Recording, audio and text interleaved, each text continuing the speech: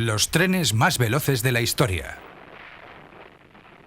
En nuestros días, con medios de transporte rápidos, frecuentes, baratos y abundantes, en los que la velocidad es habitual y donde el vehículo particular de los ciudadanos puede superar con mucho las velocidades legales máximas, es difícil apreciar cómo la velocidad de un ferrocarril puede llegar a ser algo excepcional. Sin embargo, como veremos enseguida, muchos trenes están actualmente realizando servicios regulares a velocidades tan altas como 300 km por hora. El ferrocarril ha superado ya la mítica barrera de los 500 km a la hora y se ha convertido en un duro adversario para el saturado transporte aéreo en distancias de hasta 1000 km. Para muchos, los ferrocarriles son el transporte del futuro. La conquista de la velocidad comenzó hace casi 200 años en Gran Bretaña. En lo más alto de su poder, el Imperio Británico era un semillero de tecnología e innovación industrial. Sin embargo, hasta aquel momento ningún hombre había viajado más rápido que un caballo al galope. En el industrializado noroeste del país, los ferrocarriles arrastrados por caballos se habían utilizado para transportar carbón y otros minerales hasta comienzos del siglo XIX. Con Trevisick, en 1803, se introdujo la máquina de vapor. Sin embargo, los progresos fueron lentos hasta que el relevo del desarrollo lo tomó el primer genio de los ferrocarriles, George Stephenson. Su Locomotion número 1 fue construida en 1825 para el primer ferrocarril público del mundo, el ferrocarril de Stockton y Darlington, inaugurado en ese año e impulsado solo por vapor. La Locomotion obtuvo el primer récord ferroviario conocido, cuando aquel mismo año de 1825 ganó la carrera a una diligencia de caballos en el trayecto de Stockton a Darlington.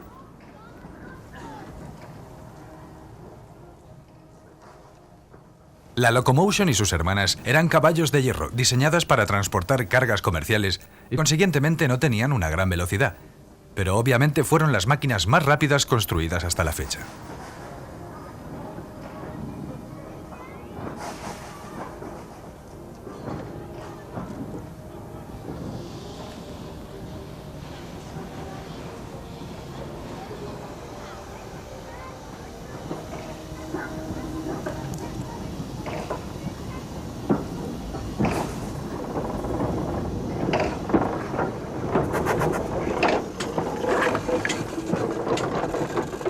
Observen el rudimentario sistema externo de válvulas y tuberías de esta réplica exacta de la Locomotion original.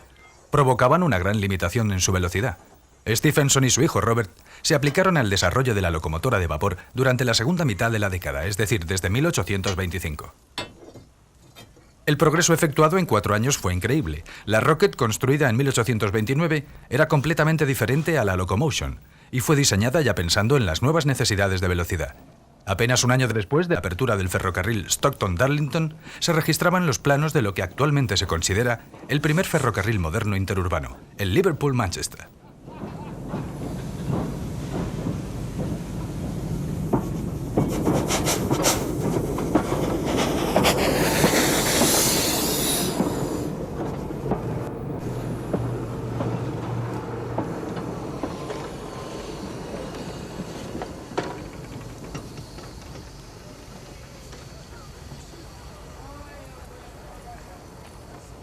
El Liverpool-Manchester fue construido para transportar también pasajeros, no solo carga. Así, un año antes de su inauguración, en 1830, se abrió un concurso convocando a los mejores proveedores de locomotoras para remolcar sus trenes.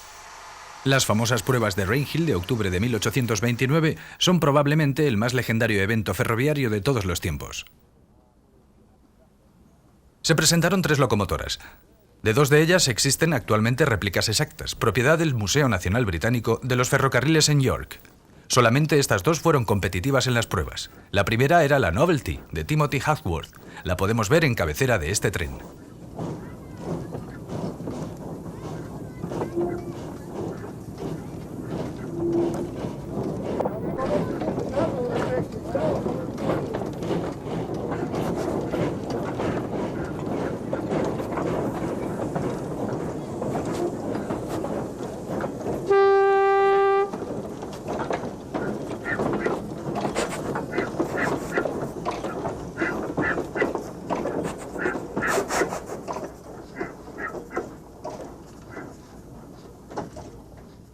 La triunfadora fue, como registra la historia, la Rocket de Stephenson. Aunque su aspecto es vetusto, muchas de las características que desarrollarían las locomotoras de vapor del futuro se encontraban ya en este diseño.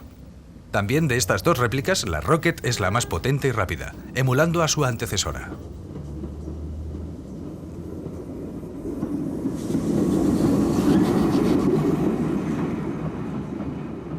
La Rocket ganó las pruebas de Rainhill con una marca de 46,8 km/h, desbancando con comodidad a sus rivales y consiguiendo una velocidad nunca vista hasta entonces. Su victoria dio a Stephenson el contrato de suministro de locomotoras que serían entregadas aquel año para la inauguración del ferrocarril el 15 de septiembre de 1830.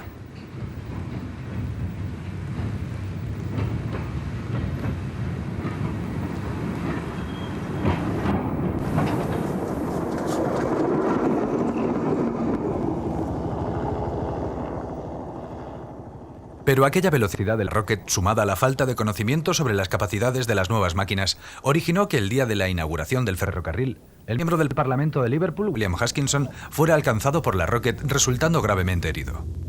Fue llevado de inmediato a Eccles, en Manchester, por un tren que tenía en cabecera la versión de serie de la Rocket, la Northumbrian, que estableció un récord mundial de velocidad con 58 km/h en el precipitado viaje.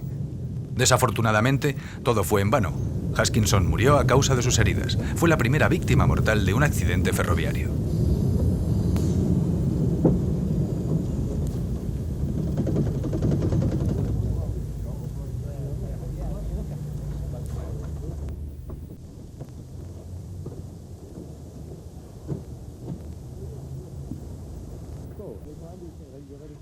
La Rocket de Stephenson fue solo el amanecer de la nueva era. El ferrocarril Liverpool-Manchester era admirado como una de las maravillas de la época, y su inmediato éxito extendió el desarrollo de los ferrocarriles por todo el mundo. Gran Bretaña estaba entonces en vanguardia y sus máquinas se extendieron dentro y fuera del país. Por todas partes surgían constructores de locomotoras, y el desarrollo fue extremadamente rápido. Cada nueva compañía ferroviaria pedía locomotoras más rápidas.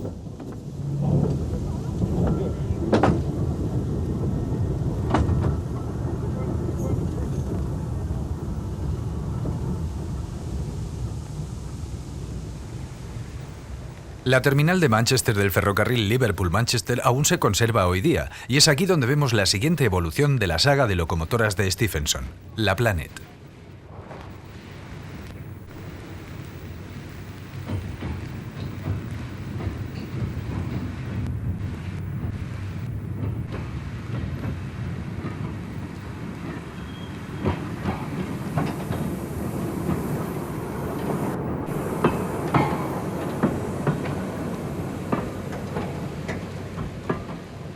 Se trata de otra réplica, igual que el segundo coche del tren. La Planet era el primer prototipo de una serie nueva de locomotoras y fue construida en 1830 para la inauguración del nuevo ferrocarril. El avance sobre el diseño de la Rocket es ostensible. Disponía de cilindros internos, bastidor exterior en sándwich y cojinetes, una combinación que reducía la alarmante tendencia a las sacudidas laterales circulando a velocidad que caracterizaba a la Rocket. Además tenía una caja de humos adecuada y topes y enganches en ambos extremos.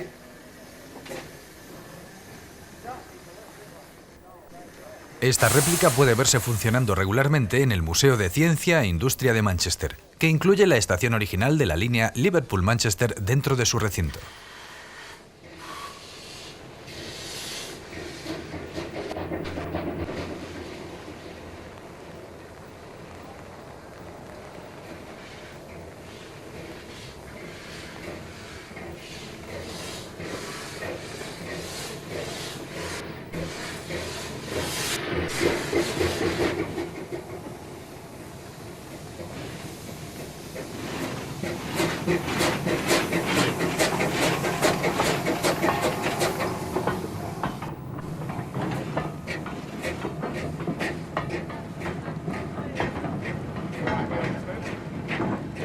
En aquellos primeros días del ferrocarril, nadie pensó en la normalización.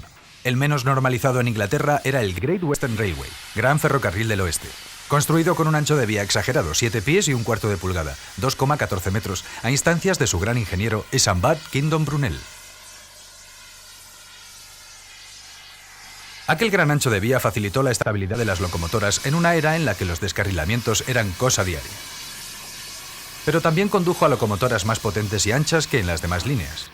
Fueron construidas según los diseños del celebrado Daniel Couch y siguieron fieles prácticamente al mismo diseño durante muchos años. En 1840, el Great Western Railway realizaba los servicios regulares de pasajeros más rápido del mundo. Con estas potentes máquinas y a mediados de esa década, la barrera de los 100 km por hora fue superada por primera vez por una de estas locomotoras, la denominada con acierto Great Western, que consiguió 74,5 millas, casi 120 km por hora, el día 1 de junio de 1846. Esta que vemos es también una réplica, propiedad del Museo Nacional del Ferrocarril de York. Gran Bretaña mantuvo el cetro mundial de la velocidad durante todo el siglo XIX, exceptuando un breve periodo desde 1889 hasta 1897, cuando una Crampton francesa lo ostentó durante algún tiempo. Ahora el objetivo eran las 100 millas por hora. Una vez más, la compañía Great Western consiguió lo que se considera el primer récord comprobado de las 100 millas por hora en ferrocarril, logrado por la locomotora de expreso tipo 220 City of Truro en 1904. Esta locomotora se encuentra hoy en perfecto estado y es propiedad del Museo Nacional de Ferrocarriles. Aquí la vemos funcionando airosamente en plena década de 1990.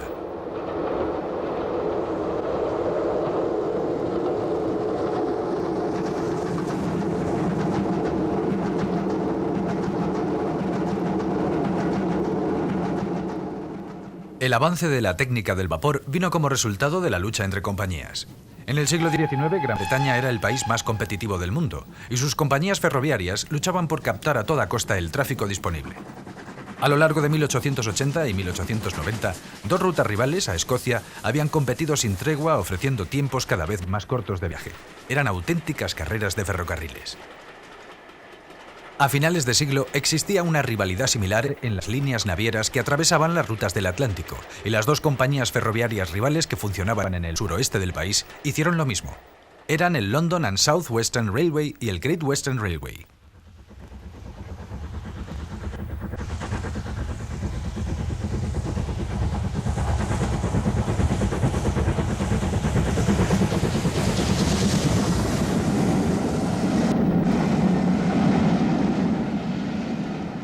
Curiosamente, las dos compañías ya habían alcanzado lo que parecía un acuerdo lógico de trabajo.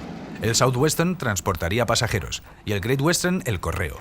Cada uno de ellos tenía una ruta independiente desde Plymouth, en cuyos muelles atracaban grandes transatlánticos, hasta Londres.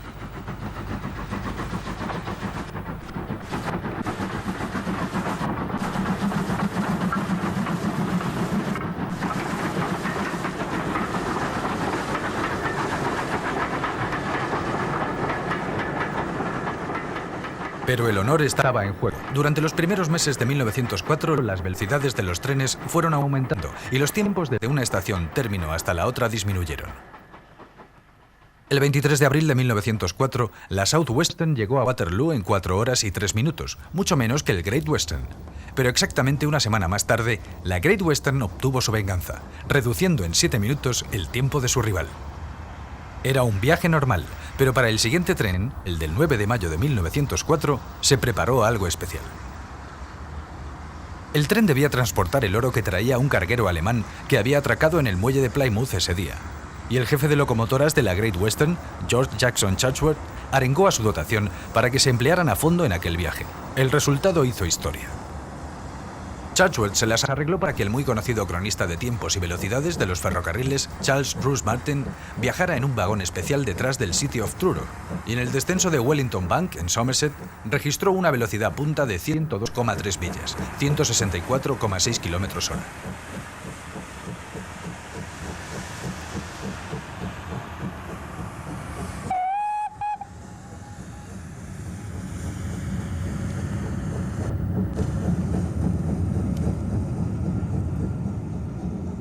Esta locomotora, que apenas tenía un año en aquel momento, siempre fue especial.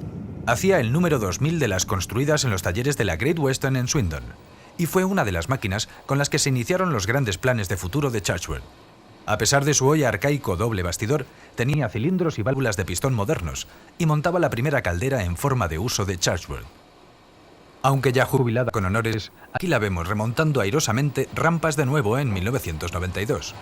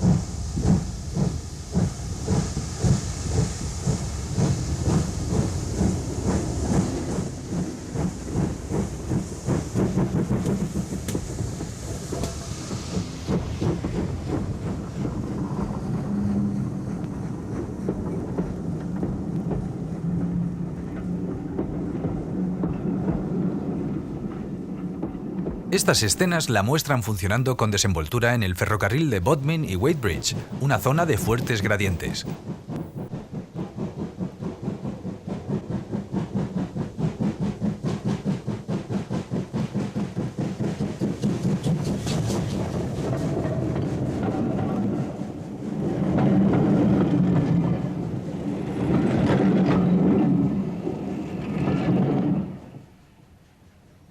Las temerarias carreras entre expresos de comienzos del siglo XX tuvieron un fin trágico. En las primeras horas del 1 de julio de 1906, un tren de la compañía Southwestern, el Boat Express, ocasionó un desastre en Salisbury, muriendo el maquinista, el fogonero y otras 26 personas.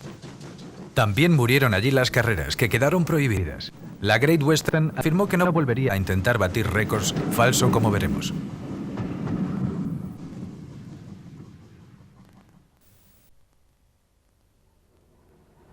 Pero los años 1920 y 30 fueron el escenario de otros desafíos.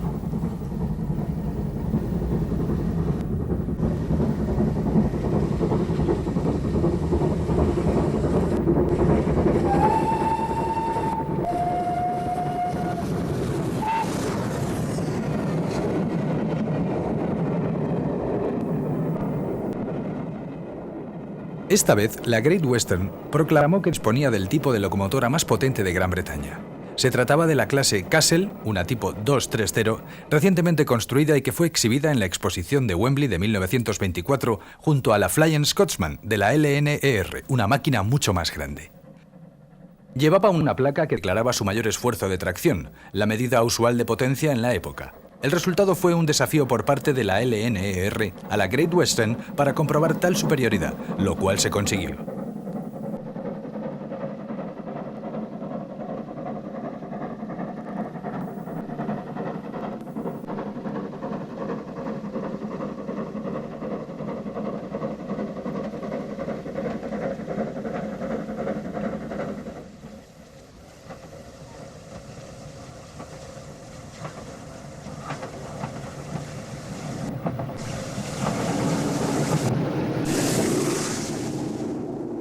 La Great Western no buscaba exactamente la velocidad, sino más bien la eficiencia, pero en los competitivos años de finales de los 20 pudieron enorgullecerse una vez más de tener el tren más rápido del mundo.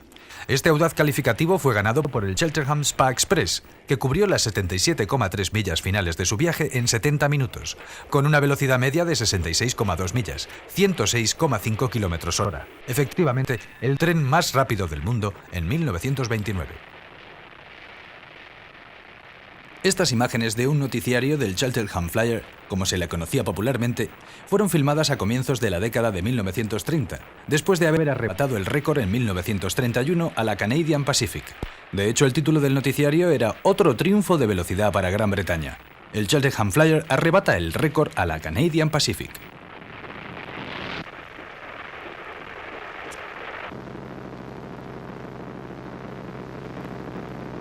En 1932, el horario previsto para el Cheltenham Flyer correspondía a una velocidad media de 71,4 millas por hora, 114,9 kilómetros por hora, en el trayecto Swindon-Londres. El 6 de junio de ese año, la Great Western hizo otra vez un deliberado intento de nuevo récord. En esta ocasión, la Trojena Castle número 5006 redujo el tiempo a 56 minutos y 45 segundos desde el arranque hasta la detención y consiguió 131,5 kilómetros por hora. La velocidad media más alta jamás conseguida en Gran Bretaña por un tren regular.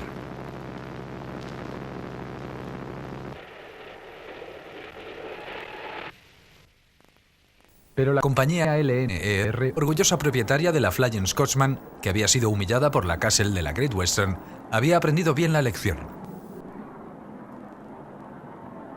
La primera locomotora construida directamente por la LNER había sido diseñada por Sir Nigel Gresley. Se trataba de una Pacific clase A1. Había utilizado toda la experiencia del desafío contra la Castle para mejorar el diseño de sus A1, con tan buen resultado que se convirtieron en máquinas mucho mejores.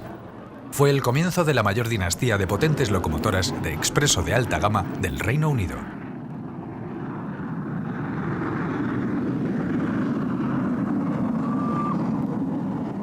Esta es la Flying Scotsman original, actualmente en perfecto estado y probablemente la locomotora más famosa del mundo.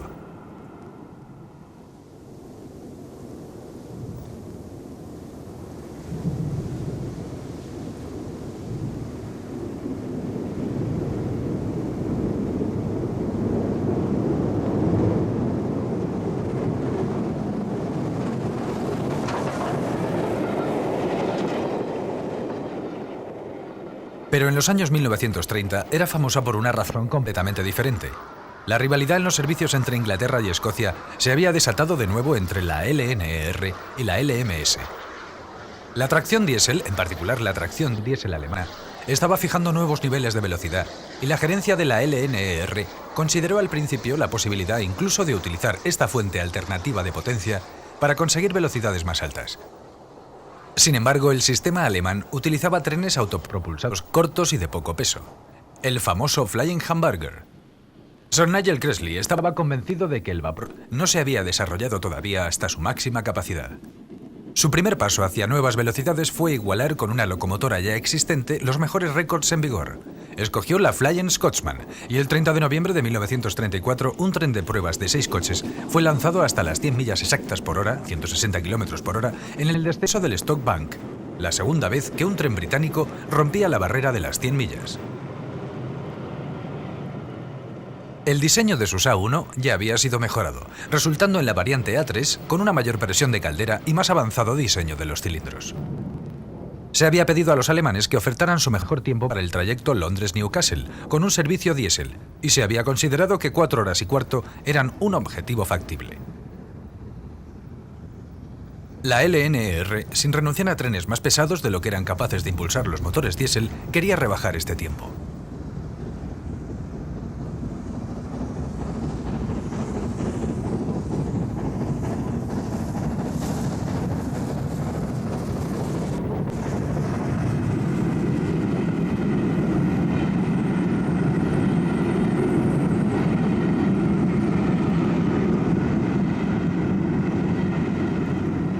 Así, el 5 de marzo de 1935, una A3 mejorada, la Papyrus, número 2750, se puso a prueba en las 268 millas entre Londres y Newcastle, con otro tren de pruebas de 6 coches.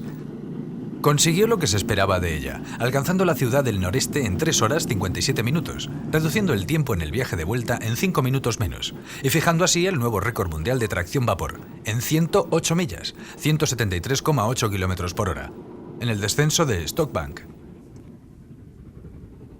Estas pruebas demostraban que el vapor estaba todavía lejos de su techo de velocidad, y la LNER tenía en mente la introducción de un convoy de alta velocidad remolcado por vapor en marzo de 1935. Este tren sería presentado en el otoño de ese año para celebrar las bodas de plata del rey Jorge V.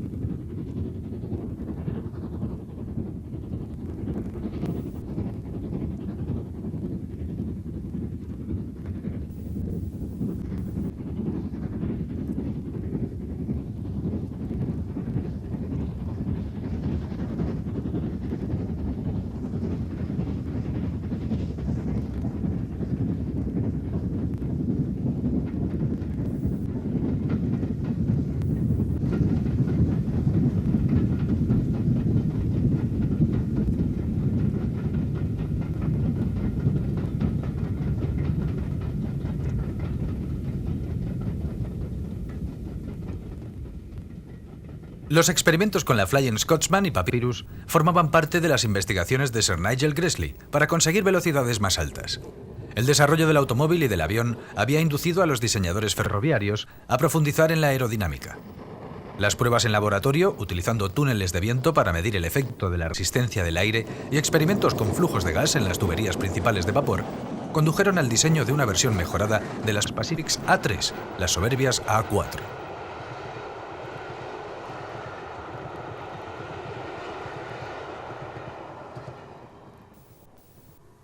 El resultado presentado el 27 de septiembre de 1935 era el primer tren completamente aerodinámico, el Silver Jubilee. En cabeza estaba la nueva locomotora Pacific A4, número 2509, Silver Link, recién salida de los talleres, y tras ella un conjunto de 7 coches con faldones aerodinámicos hasta casi el nivel de la vía y entre los coches. El viaje inaugural fue una demostración para la prensa, 3 días antes de iniciar el servicio regular al público, y constituyó un auténtico acontecimiento. En aquel viaje, la Silver Link habría de recorrer 25 millas a más de 100 millas por hora, estableciendo un nuevo récord de velocidad, en 112,5 millas, 181 kilómetros por hora.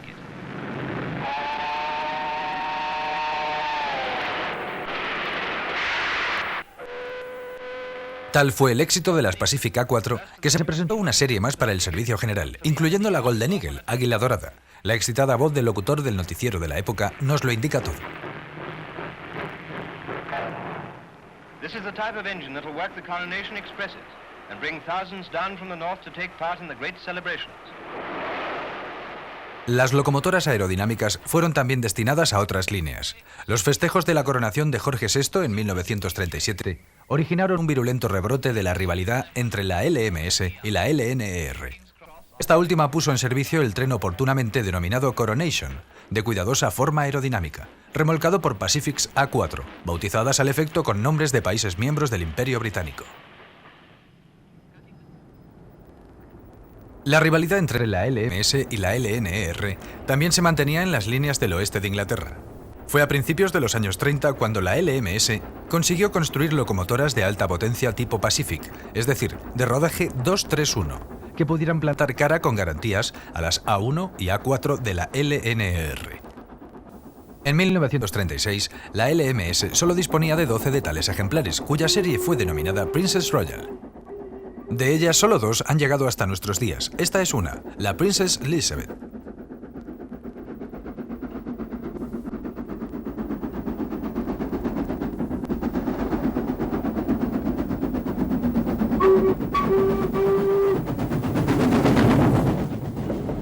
La Princess Elizabeth fue el orgullo de la LMS, como ahora veremos.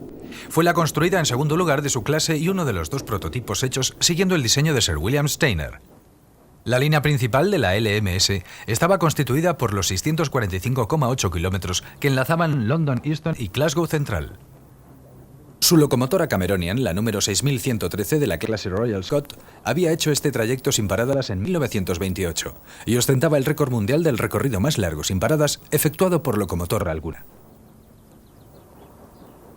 Como resultado de la guerra de 1930, la LMS decidió presentar su propio tren aerodinámico en esta ruta a partir de 1937, para celebrar también la coronación de Jorge VI, y lo llamó Coronation Scot. Era necesaria una versión nueva, más potente, de aquellas princesas, y por ello Sir William Steiner procedió a revisar su diseño con vistas tanto a alargar su capacidad de recorrer largas distancias como para aumentar su velocidad.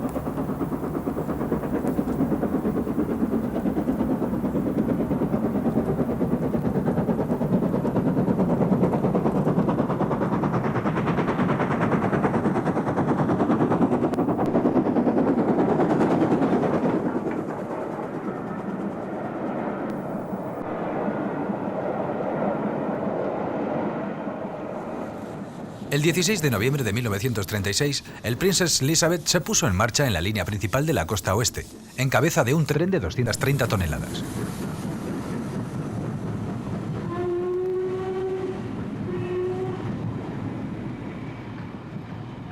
El objetivo consistía en probar si era factible un tiempo de 6 horas y media entre las 2 ciudades para el tren aerodinámico propuesto. La Princess Elizabeth hizo que la LMS se sintiera orgullosa, reduciendo tal tiempo en más de 1 hora en dirección norte y en no menos de 3/4 de hora en el viaje de vuelta. Hizo un promedio de 112,6 km por hora a lo largo de los 2 trayectos de 645,8 kilómetros.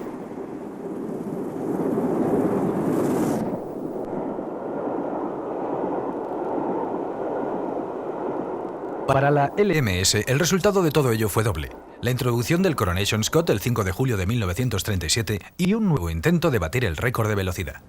Se preparó un gran despliegue de publicidad, ya que su adversaria, LNER, pretendía también introducir su Coronation por aquellos días, y se dispuso un viaje inaugural para la prensa el 29 de junio de 1937.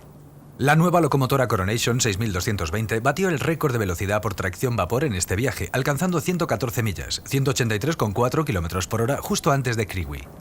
El Coronation Scot de la LMS no era un tren aerodinámico ligero, construido ex profeso para estos servicios como los trenes de la LNR. El material rodante era convencional, aunque pintado para la ocasión, y las locomotoras eran máquinas de estricta serie cubiertas con un carenado aerodinámico desmontable. Una unidad completa del tren Coronation Scott fue enviado a los Estados Unidos en 1939 para ser exhibido en la Exposición Universal, dando posteriormente la vuelta a aquel país. La locomotora que cruzó el Atlántico era este otro miembro de la clase Princess Coronation, la número 6229, Duchess of Hamilton. Actualmente, la Duquesa de Hamilton es la locomotora insignia del Museo Nacional del Ferrocarril, pero tiene hoy un aspecto totalmente diferente al que tuvo con su carenado aerodinámico.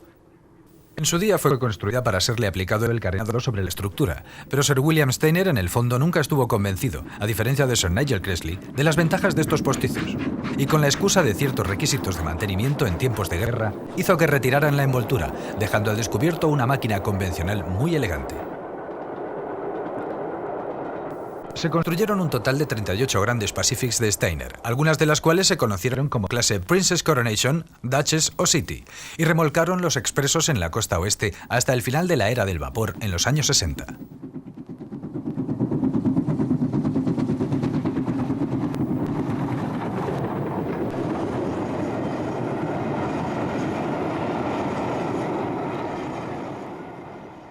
En tiempos de guerra trasegaron tonelajes récord, arrastrando en tracción simple trenes de hasta 18 vagones, con los que eran capaces de atravesar las fuertes pendientes de Shap y Bitok.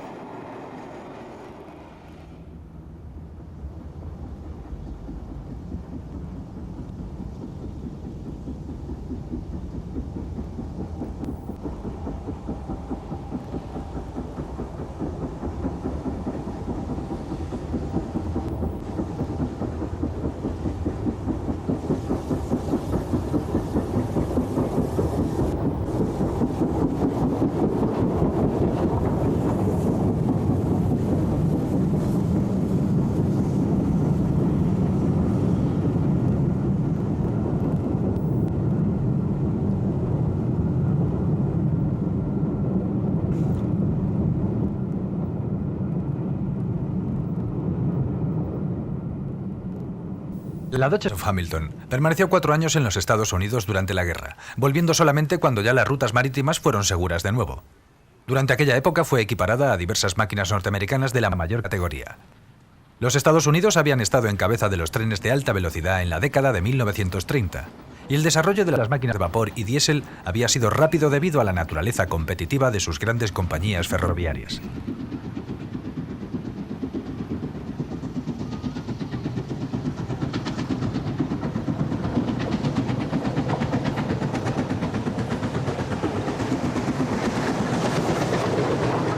Aquel habría de ser el punto culminante de la historia de su ferrocarril. Porque tras la guerra, los viajes en avión diezmarían el tráfico de pasajeros y harían que los ferrocarriles norteamericanos dependieran prácticamente de la carga. Pero en la década de 1930 hubo grandes nombres y grandes sueños. En el norte, el Canadian Pacific había ostentado brevemente el título de tren más rápido del mundo, antes de que el Great Western lo recuperara. Los ferrocarriles del país continuaron su búsqueda de la velocidad, introduciendo locomotoras de líneas aerodinámicas como la que aquí elogia el famoso noticiario Movietone. Ahora, mientras contemplamos esta preciosa aportación de la New York Central, vamos a contarles una anécdota. Durante los ensayos estáticos de la famosa locomotora J3, una máquina de alta velocidad de configuración 232, se hizo deslizar una unidad de pruebas a todo vapor sobre unos raíles cuidadosamente engrasados del laboratorio, alcanzando una velocidad teórica de 264 km por hora, probablemente la cifra más alta jamás conocida en vapor. Hubiera constituido un récord aplastante muy al gusto americano de no ser porque aquella J3 ni remolcaba tren alguno, ni podía ir a ninguna parte. Los ferrocarriles estadounidenses eran muy avanzados en diésel. Durante los años 30, gran número de locomotoras y unidades autopropulsadas fueron presentadas a las compañías de ferrocarriles. Tal vez los más importantes de todos fueron las unidades múltiples aerodinámicas de 3 y 6 coches de la Union Pacific Railroad. El primer tren aerodinámico diésel americano, el M10000, unidad de 3 vagones, fue presentado en Chicago en 1934 en la muestra Un siglo de progreso. Inició servicio entre Kansas City y Salina, con una velocidad de crucero de 145 km por hora. Tal fue su popularidad que la Union Pacific encargó un tren gemelo, el número M10001. Aquí lo vemos durante su viaje transcontinental en que intentaría batir un récord. El mejor tiempo hasta la fecha en recorrer los 5.244 kilómetros entre Nueva York y Los Ángeles era de 84 horas. El M10001 salió de Los Ángeles el 22 de octubre de 1934 y estableció varios récords. Uno, el de velocidad media con 135 km por hora entre Cheyenne y Omaha, un trayecto de 817 kilómetros, y otro completando el viaje de costa a costa en 56 horas y 55 minutos, 14 horas y media menos que el pulverizado récord anterior. Aquel fue el último fulgor de la edad de oro del transporte de pasajeros por ferrocarril en Estados Unidos, que prácticamente desapareció tras la Segunda Guerra Mundial. Pero hubo otro hito antes de la guerra. Volvamos a Gran Bretaña. La rivalidad entre la LNER y LMS seguía siendo feroz, hasta que en 1938 la LNER consiguió de una vez por todas el récord definitivo con otra de sus locomotoras aerodinámicas inmortales, esta Pacific A4 número 4468 Mallard.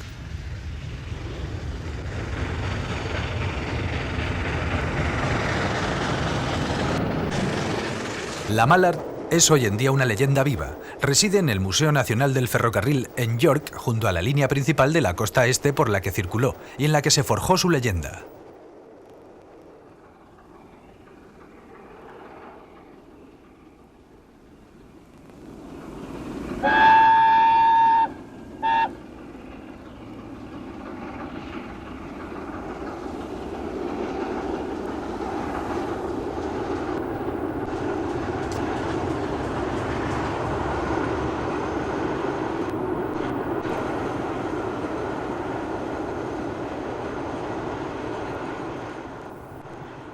Estas escenas fueron filmadas en 1988, el año conocido para los entusiastas de los ferrocarriles como Mallard 88, cuando hizo una serie de viajes especiales alrededor de Gran Bretaña, celebrando el cincuentenario de su sorprendente hazaña de velocidad en 1938. Desde entonces detenta el récord mundial de velocidad a vapor.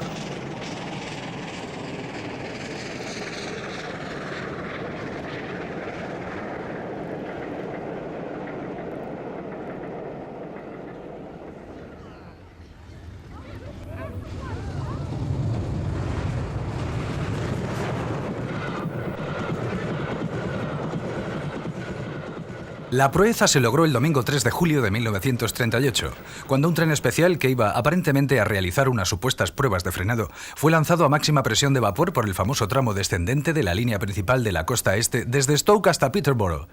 La Mallard fue la máxima expresión de las Pacific A4 de Cressley y estaba equipada con un eficaz doble escape tipo Killchap. Arrastrando un vagón dinamométrico y 3 coches dobles articulados del Coronation, la Mallard, con el maquinista Daddington a los mandos, consiguió una medición de 125 millas, 202,7 km/h, la única velocidad certificada por encima de 200 km/h, la mayor que haya registrado jamás una máquina de vapor. El récord de la Mallard seguirá en pie de por vida, y también ella permanecerá siempre en pie en el museo como la heroína de tal hazaña. Ahora descansa allí de nuevo, con una placa de bronce sobre su caldera que orgullosamente proclama que sigue siendo la máquina de vapor más veloz de todos los tiempos.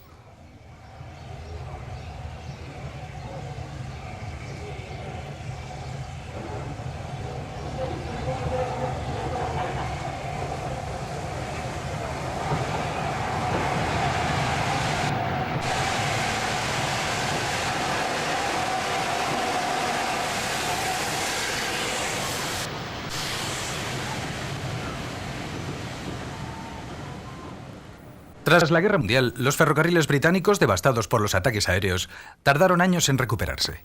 El vapor dominó la primera década de la posguerra, llevándose los honores de nuevo las A4, y consiguiendo una de ellas, durante ese periodo, un registro de 180,2 km a la hora. Echemos un último vistazo a la esbelta Mallard en uno de sus viajes finales, antes de dirigirnos a otras naciones para ver la evolución de la velocidad ferroviaria tras el conflicto mundial.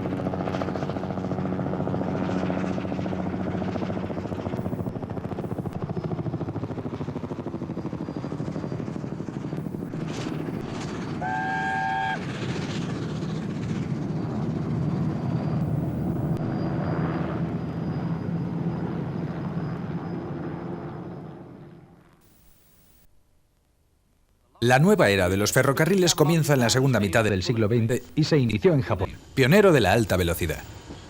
Derrotado en la guerra, el país experimentó un renacimiento y una expansión económica formidables, pero sufría un exceso de población en su estrecho cinturón industrial costero.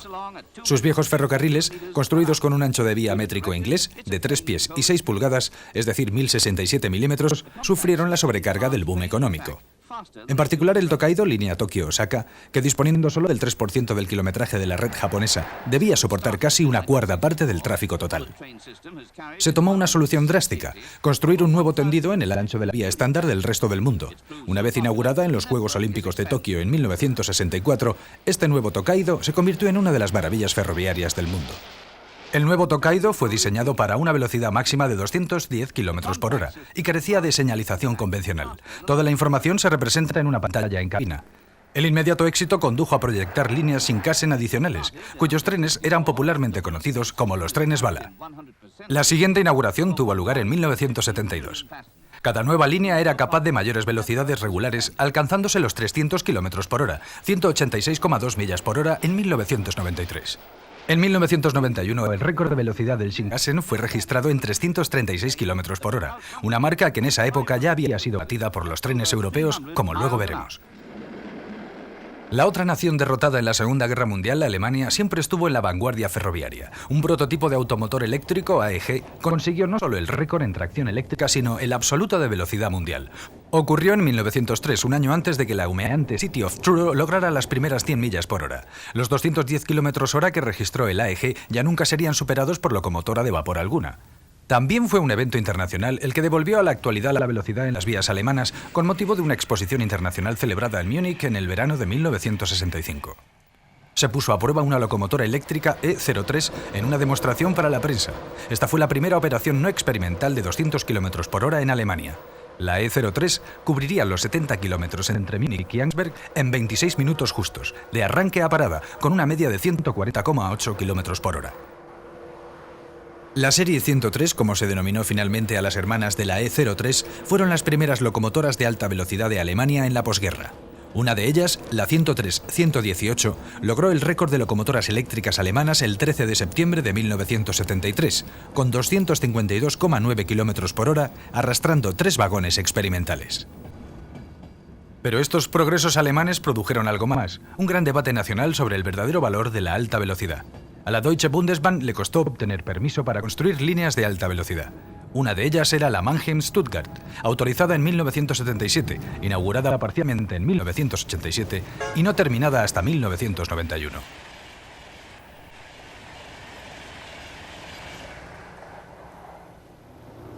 Al principio la nueva línea fue servida por locomotoras 103 complementadas con nuevas máquinas diésel.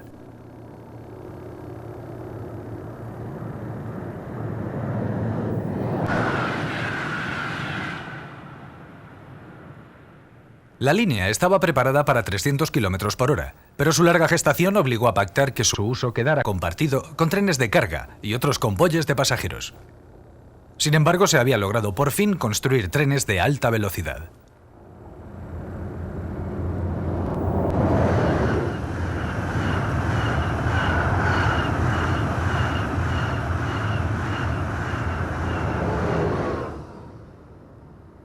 Uno de los más bellos trenes modernos es el ICE alemán Intercity Express, unidades que constan de 2 locomotoras y 12 o 13 coches, y que se inauguró en junio de 1991.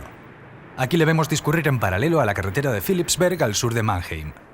La línea continúa hacia el sur y se divide en 2 ramales, uno hasta Karlsruhe y otro hasta Estrasburgo, mientras que la nueva línea, conocida como Neue Strecke, o NBS más brevemente, se dirige por la ruta central hacia el sureste a través de los bosques.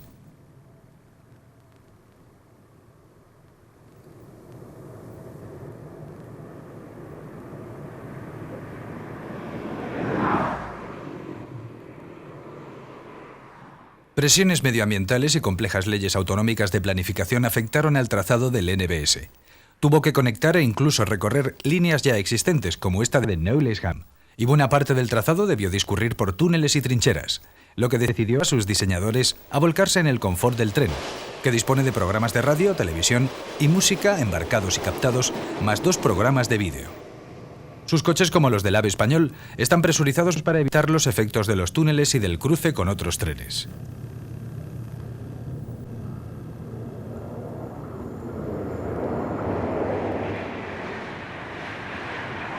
La polémica sobre el Intercity Express parece haber remitido ya. Durante algún tiempo, en la década de los 80, su primera unidad experimental, la ICE, ostentó el récord del mundo con 406,9 km por hora, logrados el 1 de mayo de 1988. Pero como pronto veremos, Francia no tardó en superar esa marca. Volvamos ahora a la vieja enemiga de Alemania, Inglaterra. Durante los años 40, 50 y 60, British Rail tuvo que luchar a fondo para mantener vivos los ferrocarriles en el propio país que los inventó. Sin embargo, incluso antes de 1968, cuando la máquina de vapor quedó reducida a pieza de museo, sus pensamientos estaban ya dirigidos hacia la alta velocidad. Sus acuerdos con la industria aeroespacial a comienzos de los 60 permitieron formar nuevos equipos que contaban con ingenieros aeroespaciales.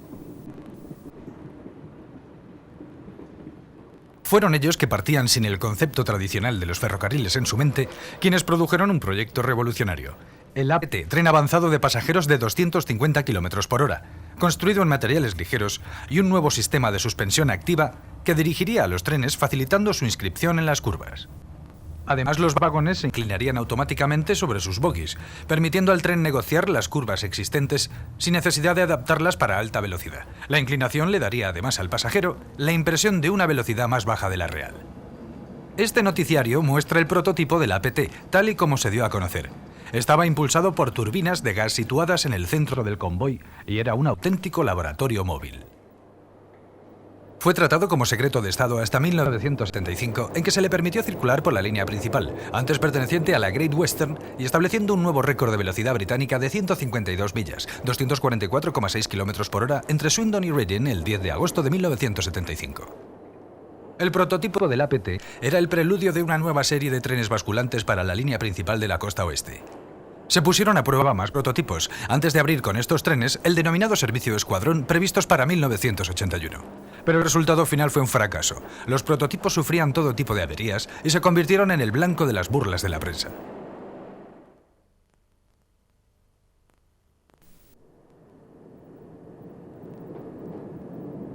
El proyecto fue finalmente arrinconado en 1985, siendo este uno de los últimos viajes después de una rueda de prensa en la que se afirmaba que los problemas se habían resuelto.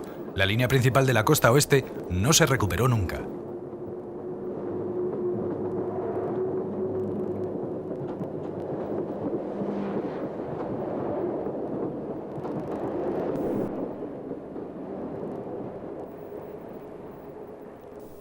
Afortunadamente para British Rail, sus ingenieros ferroviarios tradicionales se habían reunido en un segundo grupo también encargado de la investigación sobre altas velocidades. Adoptaron la tecnología convencional de locomotoras diésel y produjeron el tren de alta velocidad HST.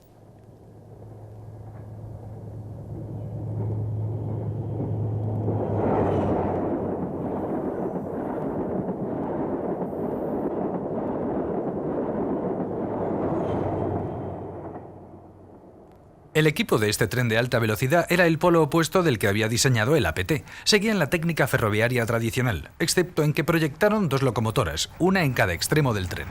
Esto uniformaba la carga en la vía y permitía que los trenes operasen como unidades múltiples, pues podían desplazarse en ambas direcciones.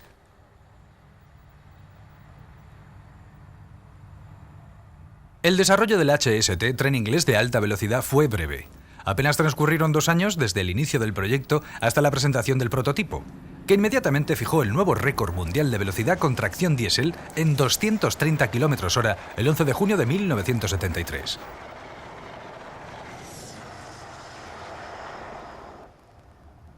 La producción de los trenes de alta velocidad HST fue autorizada rápidamente por la Great Western y las líneas principales de la costa oeste. Fueron presentados por primera vez con el nombre de Intercity 125, en la ruta de la Great Western en 1977. Esta denominación daba también la clave de su velocidad, 125 millas por hora. Con su puesta en servicio, British Rail ocupó el segundo lugar en el ranking de los trenes más rápidos del mundo, solamente superada por el Shinkansen japonés.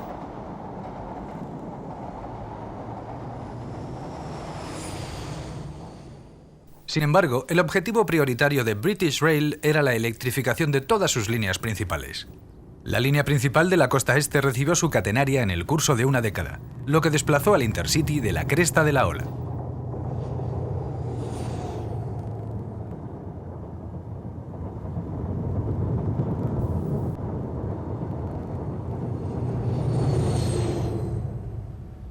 Habiendo demostrado ser un enorme éxito comercial, el tren de alta velocidad, como si fuera un tren convencional, ha tenido que operar también rutas que no son propiamente de alta velocidad y cubrir servicios ordinarios a lo largo de toda Inglaterra, dentro de la red también llamada Intercity por British Rail.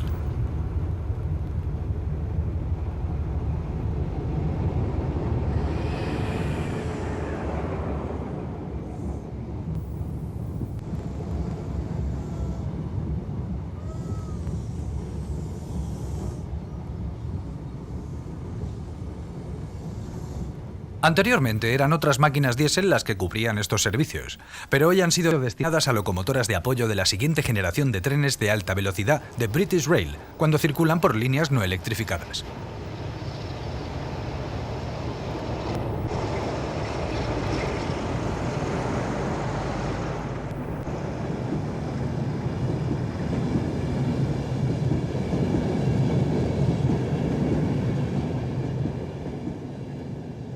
La electrificación de la ruta de la costa este estuvo acompañada de la introducción de nuevo material rodante y nuevas locomotoras. Los vagones Mark IV y las locomotoras eléctricas de la serie 91, también conocidas como Electras. Durante algún tiempo las 91 arrastraron los anteriores trenes de alta velocidad, incluida su locomotora, ya que los Mark IV fueron suministrados con retraso. Esta curiosa combinación dio lugar a los trenes regulares más potentes que se habían visto jamás en British Rail. La electrificación completa de la costa este incluía servicios a Glasgow, cubiertos con unidades denominadas Intercity 225 para evidenciar su mejora a 225 km/h respecto a los de la serie 125.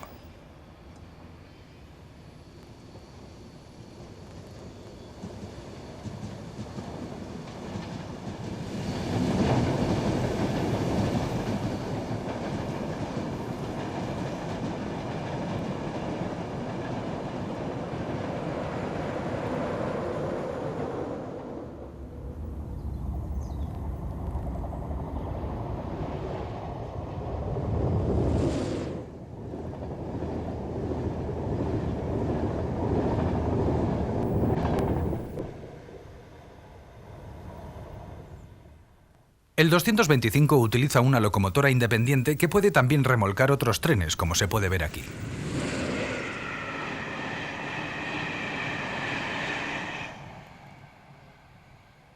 Este tren de nueva concepción utiliza una sola locomotora en un extremo del convoy, a diferencia de las dos locomotoras de los HST, y está acoplada semipermanentemente al tren.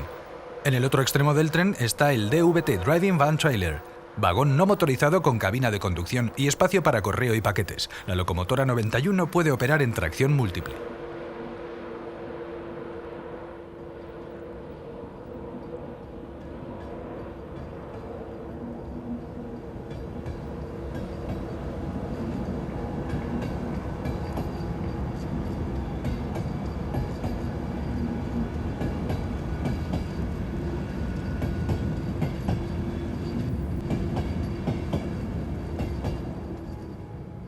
A finales de los años 80, British Rail podía ufanarse de tener en operación más trenes de 160 millas por hora que el resto de los países europeos.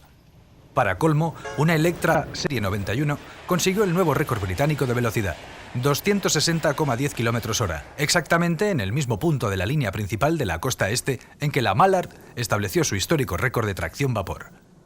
Fue el 17 de septiembre de 1989. Aquí vemos a aquella Electra ese día dirigiéndose al lugar del récord.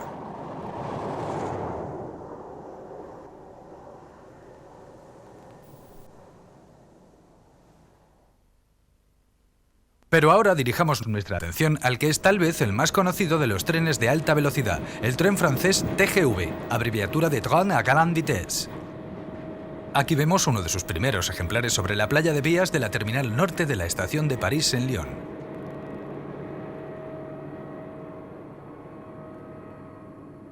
Desde la Segunda Guerra Mundial, Francia ha estado en vanguardia de esta técnica. No en vano, ya en 1955, los franceses establecieron la mejor marca mundial de velocidad ferroviaria con 331 km a la hora, que no fue superada hasta 25 años después, y también por un tren francés. Pero no siempre ha sido así. Las compañías francesas de ferrocarriles, sumidas en una tradicional rivalidad, de manera parecida a lo que le sucedía a los grandes ferrocarriles británicos, no estuvieron en la avanzada de la velocidad durante el período entre guerras. En aquella época, la reputación de los ferrocarriles franceses era de eficiencia, siendo considerada entonces su Chapelon Pacifique la locomotora de vapor más eficiente del mundo.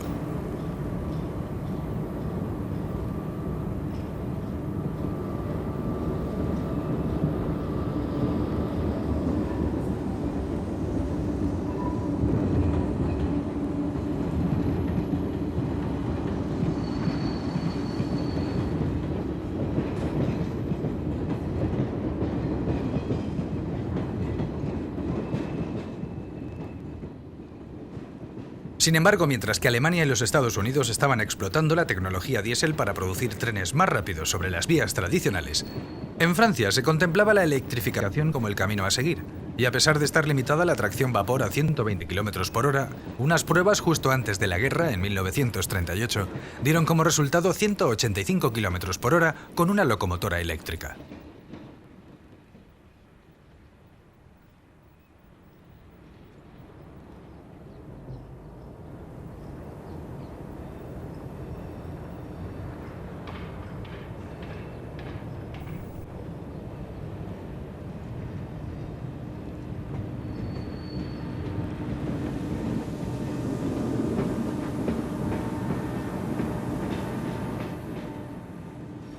La guerra lo cambió todo. Los ferrocarriles franceses sufrieron fuertes daños y se hizo necesaria una reconstrucción a gran escala. Esta vasta reconstrucción incluyó nuevo material móvil y renovación casi total de las infraestructuras. La política adoptada consistió en ampliar la electrificación en lugar de renovarla, según los casos. Se instalaron tendidos eléctricos en todas las líneas principales y ya se iniciaron planes para la alta velocidad futura.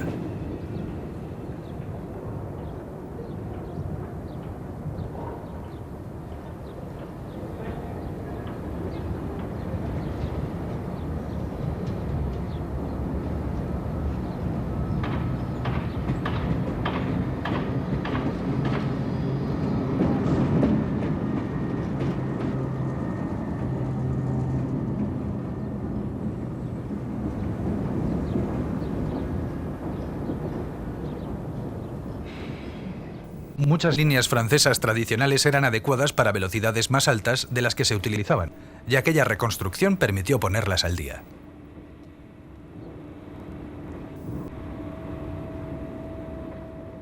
La preparación de la alta velocidad fue intensificada hasta 1954, en que ya se pudieron hacer los primeros ensayos prácticos. La línea principal, recientemente electrificada entre París y Lyon, más tarde suplementada con la primera línea TGV, fue el trampolín donde las nuevas locomotoras conseguirían los primeros récords franceses. Las velocidades de los primeros ensayos fueron aumentando progresivamente hasta superar por primera vez la barrera de las 150 millas por hora, estableciendo el nuevo récord del mundo en 151 millas, 243 km por hora. Fue el 21 de febrero de 1954.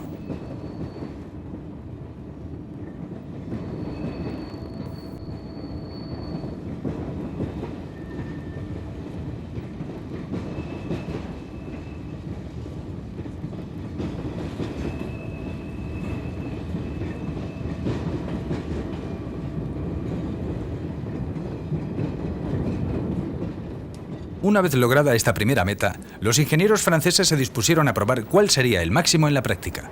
A pesar de los problemas con la toma de corriente a alta velocidad, un año más tarde, el 28 y 29 de marzo de 1955, superaron las barreras de las 200 millas por hora y la de los 300 km por hora respectivamente con dos locomotoras distintas, equipadas con bogies de 6 ruedas y registrando cada máquina 331 km por hora.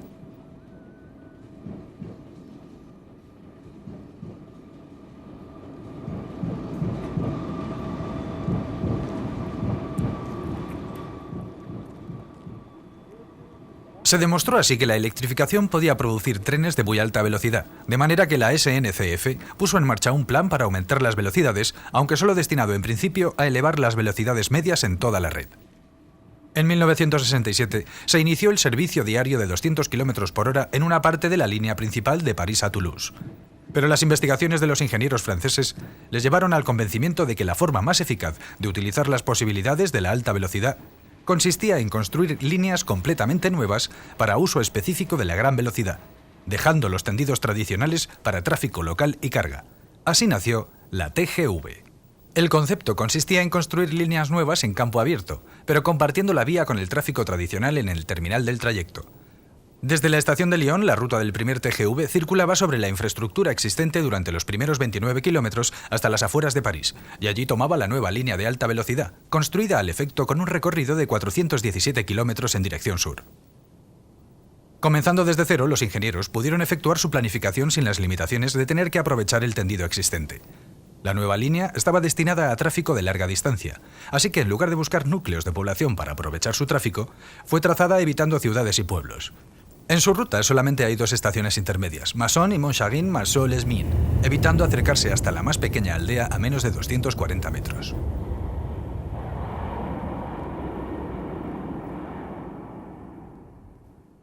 Lo que tradicionalmente se consideraban grandes pendientes y curvas, fueron abordadas sin miedo en la nueva ruta. Esto permitió que el trazado siguiera los perfiles del terreno más estrechamente que en el caso de los ferrocarriles tradicionales. No había túneles y los cortes y terraplenados estaban reducidos al mínimo. Las investigaciones demostraron que la elevada inercia de los trenes circulando a alta velocidad y el hecho de no tener que detenerse y arrancar en frecuentes estaciones intermedias hacían practicable un trazado con curvas y pendientes. Al final, la línea se convierte en una sucesión de toboganes, eso sí, peraltados, para aumentar el confort compensando la aceleración transversal. Pero tanto el peralte como las rampas hacen que la nueva línea no sea apta para trenes de mercancías ni para los convencionales de viajeros. Solo pueden circular por ella trenes de alta velocidad. Fueron minimizados ruidos y daños medioambientales, lo que resultó más fácil al atravesar la línea zonas escasamente pobladas. La rampa máxima permitida en las especificaciones del TGV era de 35 milésimas. Las autopistas rara vez superan las 40 milésimas. De manera similar, el radio mínimo de las curvas era solo ligeramente mayor que el mínimo de las autopistas, 4.000 metros. El nuevo material rodante debería también ser compatible con el tradicional, sin mecanismos de basculación, aunque los coches intermedios debían ser articulados. Esta primera línea de TGV fue presentada en 1969 y propuesta al gobierno francés en 1970. El éxito posterior de otras rutas de TGV ha borrado ya el recuerdo de la gran oposición inicial a esta nueva ruta, que hizo que su construcción no comenzara hasta 1976. La inauguración no tuvo lugar hasta 1981, inicialmente con una velocidad máxima en servicio de 260 km por hora.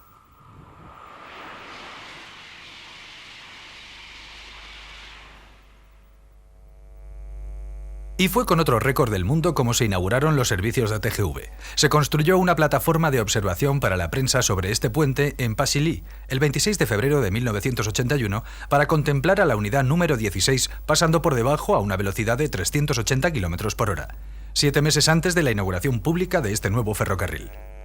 Las cámaras pudieron ver también el increíble aspecto de montaña rusa que formaban las rampas y pendientes.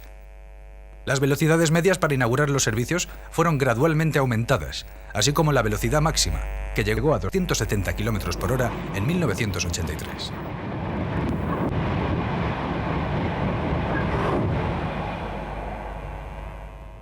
El empalme en Pasilly sirve el ramal TGV hasta Dijon, y los desvíos son franqueables a 230 km hora, aunque han sido diseñados para soportar tráfico de hasta 300 km hora.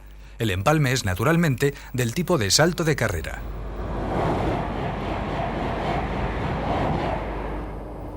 El ramal de Dijon tiene solamente 15 kilómetros de longitud. Se junta con la ruta histórica en Aisy y los TGV circulan a velocidad reducida entre trenes convencionales y de carga. Observen cómo los pantógrafos circulan ahora más levantados. Esta línea tampoco dispone de los 25.000 voltios que traga este tren, sino de 1.500 modestos voltios en corriente continua.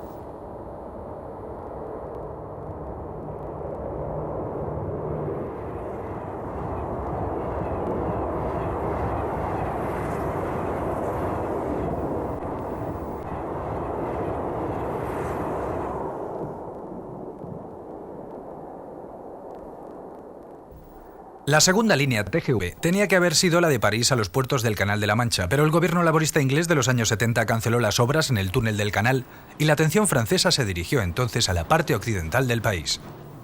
El resultado fue el TGV Atlantique a Le Mans y Bretaña, y a través de un brazo suroccidental hasta Bordeaux y Toulouse.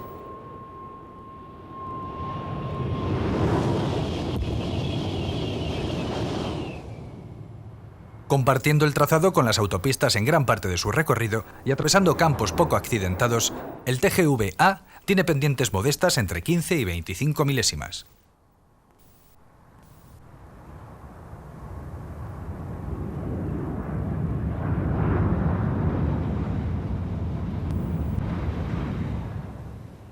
Una nueva serie de trenes TGV fue diseñada para la nueva ruta, que con el beneficio de una década de experiencias y avances técnicos son considerablemente más potentes. Estas unidades, serie 300, tienen 2 coches adicionales y se distinguen por su librea azul y plata, que se ha convertido en estándar para la alta velocidad. No se limitan a las rutas del TGV-A y también operan en la línea original TGV-PSE, París-Sud-Est, junto con unidades anteriores.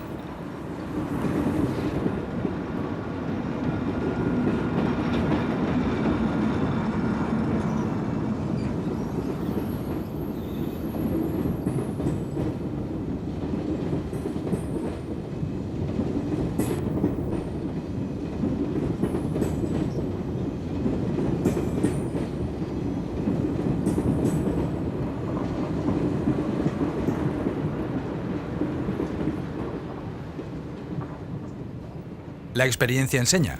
La nueva ruta aprovechó una línea de suburbano proyectado pero nunca construido en las afueras del suroeste de París, logrando así acceso directo al corazón de la ciudad, la estación de Montparnasse.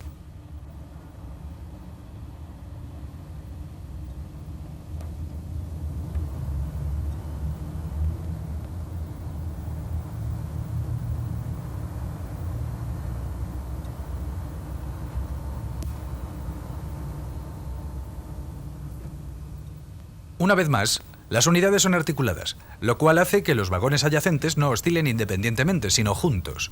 A pesar de la desventaja práctica de no poder retirar del convoy los vehículos que no funcionen bien, las ventajas de reducción de peso y mayor comodidad para los pasajeros compensan el problema.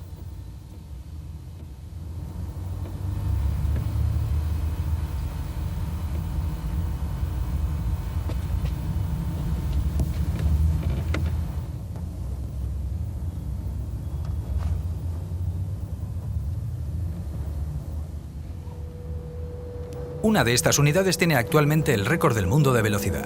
Los franceses consiguieron marcar un hito ferroviario para la historia el 18 de mayo de 1990, cuando el TGV-A número 325, convenientemente aligerado, consiguió una velocidad superior a los 500 km por hora, situando el actual nuevo récord en 515,3 km por hora, que también supera la imponente barrera de las 300 millas, pues son 320,26 millas por hora.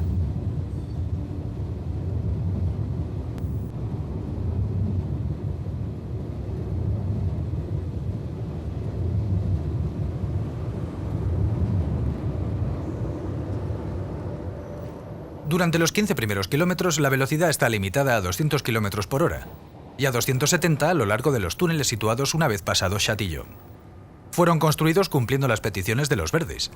También reducen el factor de ruido en las áreas urbanas.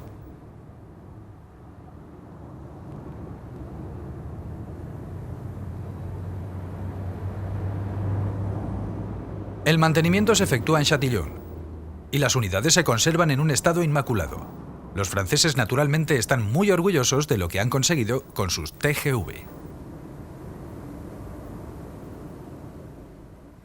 La ruta del Atlántico se inauguró en septiembre de 1989 en el ramal de Bretaña, iniciándose los servicios del suroeste un año más tarde.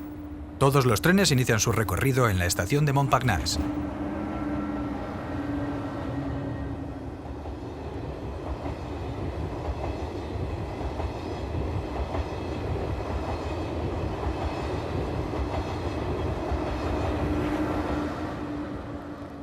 La siguiente ruta construida fue la TGV Norte, el ansiado empalme con el túnel del canal, que se había retrasado. Fue inaugurado en mayo de 1993, un año antes que el túnel mismo, y para estos servicios se construyeron 2 nuevas series de conjuntos TGV. Lo más innovador fueron las unidades de 2 niveles, 100 de las cuales entrarán en servicio. Esto permite transportar más carga de pago en la misma longitud de tren de las primeras unidades PSE y evita tener que aumentar la longitud de las estaciones de la ruta original, desde las cuales parten hacia el norte vía una nueva línea TGV en el perímetro este de París, a la línea de interconexión TGV. Esta es la unidad prototipo siendo sometida a pruebas. Adicionalmente, el TGV Norte tendrá una serie de unidades convencionales denominadas TGV-R, Red, es decir, para poder circular por cualquier punto de la red francesa de ferrocarriles. Se denominan Serie 500 y son similares a las unidades TGV-A, pero con 8 vagones intermedios. Este es un TGV-R en los talleres de fabricación de GEC Alstom en el este de Francia, junto a la nueva generación de TGV, las unidades compatibles con el túnel del canal denominadas TMST. Estos supertrenes transmancha destinados a los servicios París-Londres a través del túnel bajo el canal son con 13.000 kilovatios los más potentes que se han construido y los más largos, con 2 unidades motrices en los extremos para no superar el límite de peso por eje de 17 toneladas y 18 remolques intermedios, pero ante la gran longitud de tren está previsto que formen 2 semitrenes simétricos separables. Irónicamente terminamos nuestra película con un tren lento. Sin embargo, es ya historia y en condiciones normales será el más rápido de todos.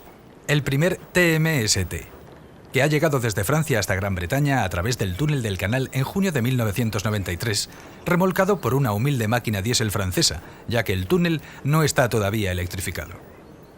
La alta velocidad abre un nuevo camino al ferrocarril. Por el momento, un tren convencional ya ha circulado a 515 km/h, una velocidad mayor que la mitad de la velocidad de crucero de un reactor comercial. Estamos sin duda comenzando a leer la primera página de un nuevo tomo de la historia del ferrocarril.